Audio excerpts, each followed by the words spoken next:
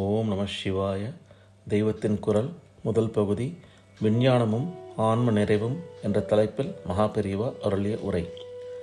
வேதாந்தம் உலகமே மாயை என்கிறது. அதனால் உலக வாழ்க்கைக்கு உதவுகிற விஷயங்களில் இந்தியர்களுக்கு அக்கறையே கிடையாது. சயின்ஸ், டெக்னாலஜி, வைத்தியம், இன்ஜினியரிங் எல்லாம் மேல்நாட்டில் இருந்துதான் இந்தியாவுக்கு வந்திருக்கிறது என்று சில வெள்ளைக்காரர்கள் சொல்லுவதுண்டு. இதுவே உண்மை என்று நம்மவர்கள் நம்பி ஏதோ கண்ணுக்கு தெரியாத சுவாமியையும் ஆத்மாவையும் பற்றித்தான் இந்து சாஸ்திரங்கள் இருக்கின்றன, லோக வாழ்க்கைக்கு உபயோகமாக அவற்றில் ஒன்றும் இல்லை என்று கண்டனம் செய்வதுண்டு.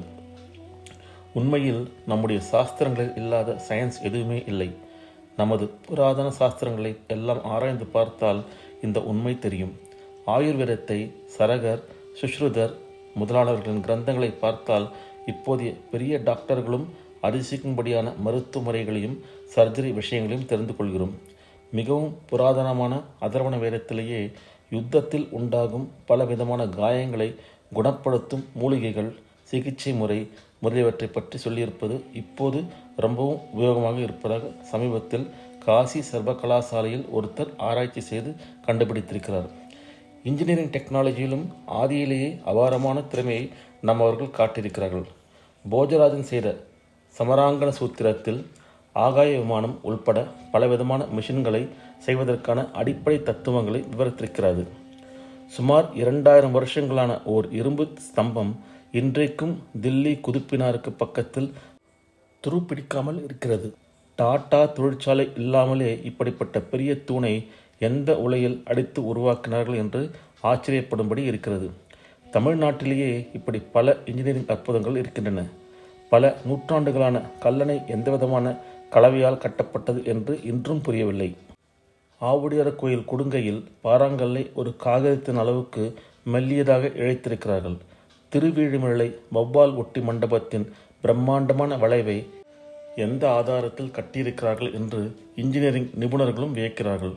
தமிழில் 14 சித்தர்கள் பாடலில் இருக்கிற வைத்திய நுணுக்கங்கள் கொஞ்ச நஞ்சமல்ல. வான நூலில் நமக்கு இருந்த பாண்டித்தியத்தால் தான் எத்தனையோ 1000 வருஷங்களாக இன்று அமாவாசை, இன்று கிரகணம் என்று கொஞ்சம் கூட தப்பாமல் பஞ்சாங்கம் கணிக்க முடிந்திருக்கிறது. எல்லா கலைகளும் சாஸ்திரங்களும் சயின்ஸுகளும் பாரத தேசத்தில் நன்றாக வளர்ந்தே வந்திருக்கின்றன.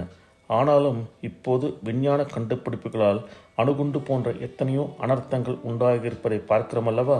இப்படி நேரக்கூடாது என்பதாலேயே பக்குவமானவர்களுக்கு மட்டும் நம் தேசத்தில் விஞ்ஞான நுணுக்கங்களை சொல்லிக் கொடுத்தார்கள். சாதாரண ஜனங்களுக்கு புரியாத பரிபாஷையில் இந்த சாஸ்திரங்கள் அமைந்திருப்பதற்கு இதுவே காரணம். சித்தர்களின் தமிழ் பாடல்களும் கூட இப்படித்தான் நமக்கு புரியாத பரிபாஷையில் இருக்கும். இப்போது நிபுணர்கள் ஆராய்ச்சி செய்தால் நம் சாஸ்திரங்களிலிருந்து பல விஷயங்கள் தெரிந்து கொள்ள முடியும். சில சமாச்சாரங்கள் நமக்கு புரியாமல் இருக்கும். அதற்காக அவற்றை ஒதுக்கிவிடக்கூடாது.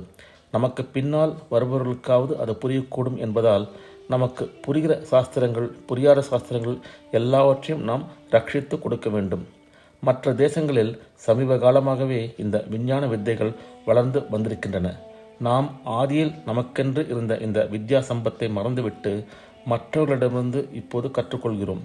இதில் ஒரு முக்கியமான வித்தியாசம், இந்த வித்தைகள் யாவும் பிரம்ம வித்தை என்கிற ஆத்ம ஸ்ரேயஸுக்கு அனுசரணையாகவே நம் தேசத்தில் வைக்கப்பட்டிருந்தன.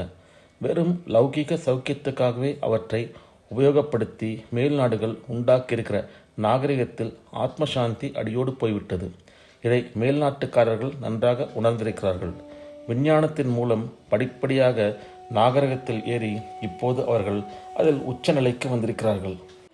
ஆனாலும் இதில் ஆத்ம திருப்தி இல்லை என்று கண்டுகொண்டு நம்முடைய வேதாந்தத்தின் பக்கமும் நம்முடைய பக்தி மார்க்கத்தின் பக்கமும் வர ஆரம்பித்திருக்கிறார்கள். நாமோ நம்முடைய லௌகிக வித்தை, ஆத்ம வித்தை இரண்டையும் அலட்சியம் செய்துவிட்டு மற்ற நாட்டவர்கள் அடைந்திருக்கிற இரண்டுங்கட்டான் நாகரிகத்தை தேடி ஓடுகிறோம். அவர்கள் இரும்பு யுகத்திலிருந்து தங்க யுகத்துக்கு, அதாவது இருட்டு யுகத்திலிருந்து பிரகாச யுகத்துக்கு வந்து கொண்டிருக்கிறார்கள்.